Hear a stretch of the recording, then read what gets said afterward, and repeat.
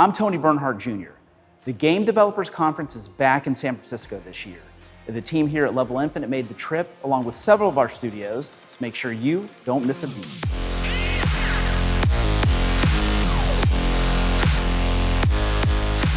GDC, which hosted its first event in 1998, has been a pillar of the video game industry for decades. It's fantastic to be back in the US and see all the industry friends that I haven't seen in 3 years. And wow. It's pretty crazy that so much time has passed and so much in the world has changed since last time I was here. And a lot has changed in the past 3 years. Let's talk about a little bit about your journey. You started with Funcom in 2004. I started as an AI programmer with a 1-year contract.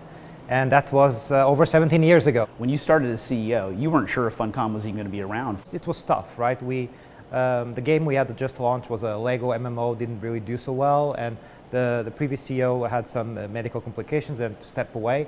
And the cash in the bank wasn't that high, and we needed to keep the team. We needed to do a small downsizing and double down on a couple of projects like Conan Exiles, which turned out to be the right game at the right time, and we were very happy when it turned a profit on the 6th day. And with Funcom's Dune Spice Wars set to launch into early access in April, the decision to partner with IP, long before it was a mega box office hit, was equal parts passion and, for Rui Casias, knowing what you're good at. With Dune, we can do the same, and as a fan of the IP, seeing the opportunity that was there to license it, seeing that Legendary was working on a movie, even though there was nothing yet, of course, we were like, look, this fits our DNA.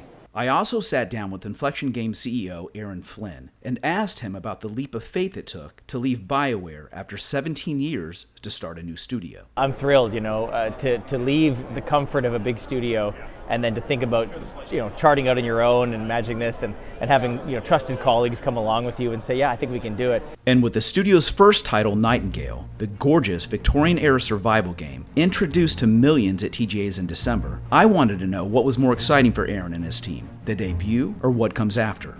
Yeah, that's a good question. I think honestly, the debut was fantastic and I couldn't be happier with it, but now comes the really gratifying stuff where we can put it in players' hands and hopefully players will enjoy it and give us feedback. I certainly feel very encouraged after the Game Awards. There's some creative risks in Nightingale to do things in the Victorian era, to do things in survival crafting that haven't been done before, and there's some things we haven't even talked about yet. But I certainly, felt quite nervous at times putting that out there, thinking, well, I'm sure people like it, I'm sure people get it. And if the audience's reaction was any indication, Aaryn Flynn and his team at Inflexion are on the right path.